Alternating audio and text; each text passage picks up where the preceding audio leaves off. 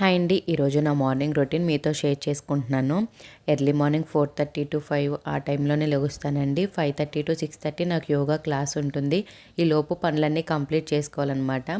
లేవగానే ఫస్ట్ అయితే భక్తి ఛానల్ పెట్టుకుంటాను. మేము చిన్నప్పుడు జెమినీ మ్యూజిక్లో దేవుళ్ళ పాటలు అని వచ్చాయి. మా నాన్న పెట్టేవారు, అదే గుర్తు.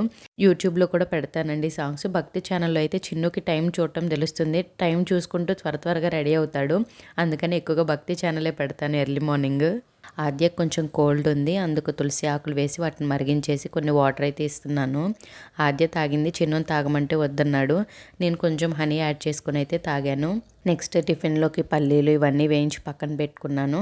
మా పిల్లల వాటర్ బాటిల్స్ సోప్తో వాష్ చేయనండి. ఇలా సాల్ట్ వేసేసి కొంచెం హాట్ వాటర్ పోసి ఒక హాఫ్ అన్ అవర్ ఉంచుతాను. తర్వాత క్లీన్ చేస్తాను.